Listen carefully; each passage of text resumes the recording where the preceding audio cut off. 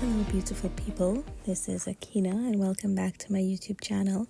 It's been a while since I have done one of these recordings, but today I just really want to dive into a topic that has been on my heart and my mind of recent, and it's pretty much a topic as old as time but as relevant as ever in today's society, and that is how to protect your destiny. How to protect your destiny from those who would try to steal your ideas and sometimes even your network. So today's recording, or I should say today's episode, is for anyone who's ever felt the sting of betrayal or the frustration of seeing your hard work being taken away by others, or just seeing the foundational things that you might have put in being taken away or being attempted to be taken away by someone who may have not necessarily put in the work that you would have.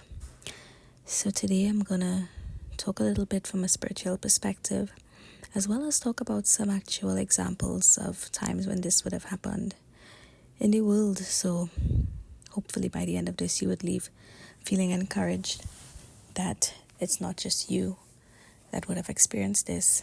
And if you are experiencing it, that sometimes there is a blessing at the end of this road. So let's get into it. So the Bible tells us in Jeremiah 29:11, "For I know the plans I have for you, declares the Lord. Plans to prosper you and not to harm you, plans to give you hope and a future." And this verse is a powerful reminder that your destiny is divinely orchestrated, that no one can derail the plans that God has for you. But it's also important to be vigilant and protect the blessings that God has bestowed upon you. I recently finished reading the book 48 Laws of Power by Robert Greene, and in it he wrote that we should despise the free lunch. So this law basically speaks to the value of your ideas and your network. And the author, Robert Greene, said that when people take without giving back, they're essentially devaluing your worth. Recognizing these thieves is the first step. Paying attention to the cues, to what they do very early on. We all know the saying, when people show you who they are, believe them, is so important, because these are the people who show up only when they need something. And needing something does not necessarily always have to be something tangible. Sometimes you might meet someone who has more tangible things to offer to you, and it might seem as though you are the one on the receiving end, but they may have a different agenda, something else they want to get out of their relationship with you. Sometimes they could want to get close to someone else. They might want to get a juicy dirt on somebody else. They might just be simply trying to get into your network. Sometimes they may come into your life to copy your ideas, and they would leave without giving you credit. Or they might want to use your connections to further their own agenda without reciprocation. It's important to protect your ideas, especially from people who you may have now come into relation with. Again, in the Bible, Proverbs chapter 4, verse 23, it advises us, above all else, guard your heart, for everything you do flows from it. In a similar vein, guard your ideas. This means being discerning about who you share your plans with.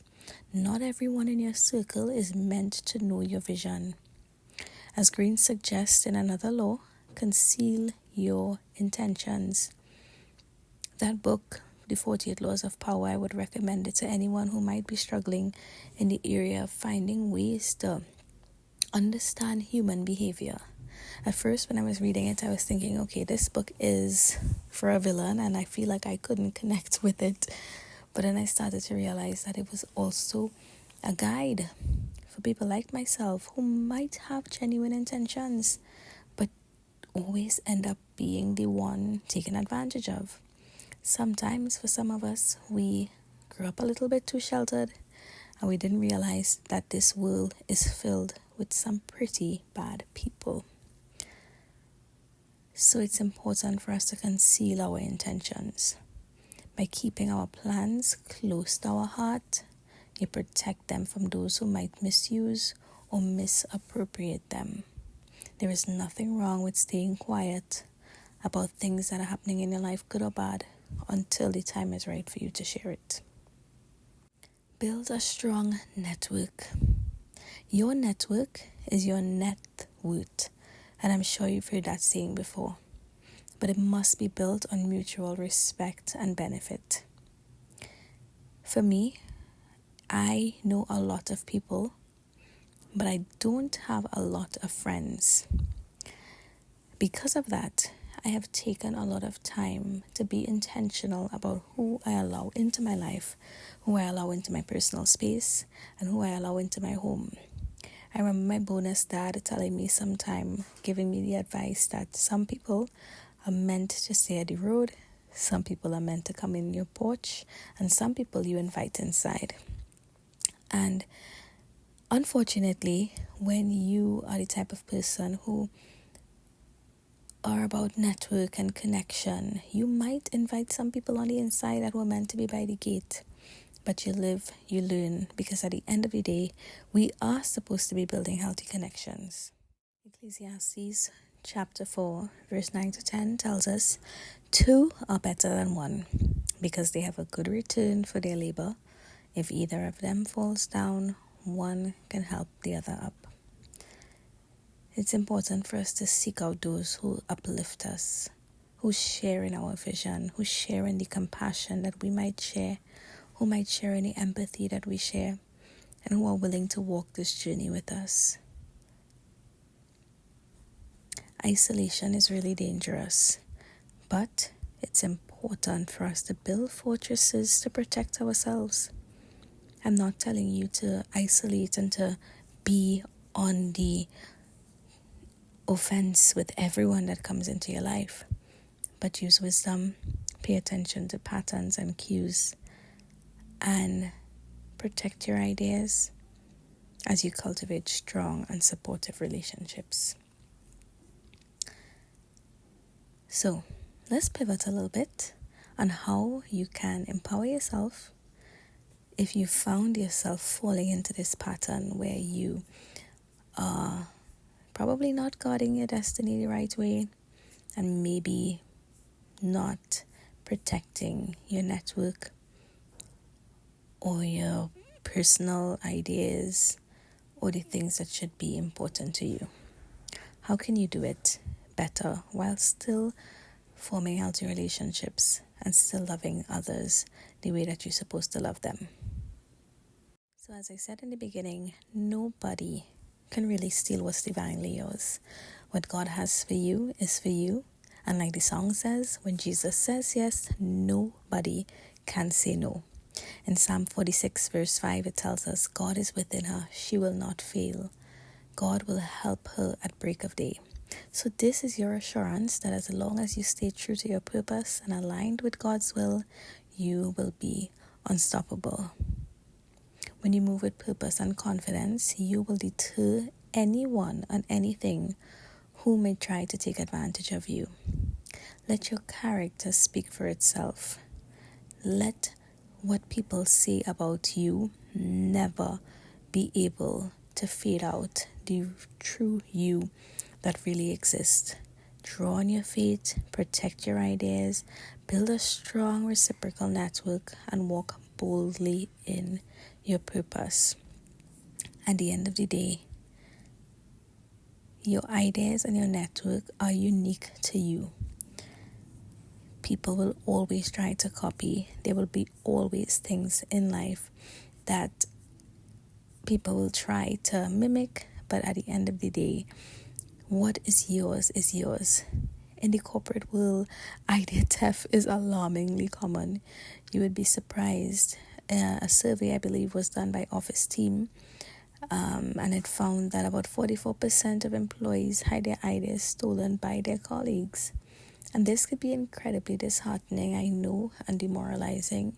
Imagine working tirelessly on trying to build a brand or a project, only for somebody to take it and present it as their own. but it should not, and hopefully would not deter you or hinder your morale for you to continue to progress. We all know Facebook, and I'm not sure how many of you guys listening to this may have looked at the movie on the life of Facebook, but a lot of things that we see online might not necessarily always be true.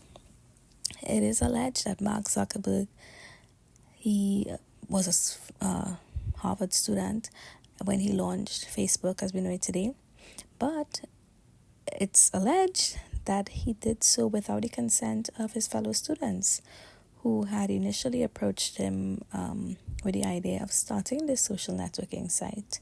And it started a whole, legal thing with them. And it just showed the importance of collecting and protecting our intellectual property and just being wise with who we share it with. Again, like I said, in the book, The 48 Laws of Power, it talked about how certain people become powerful, and a lot of times it's not from doing the right thing.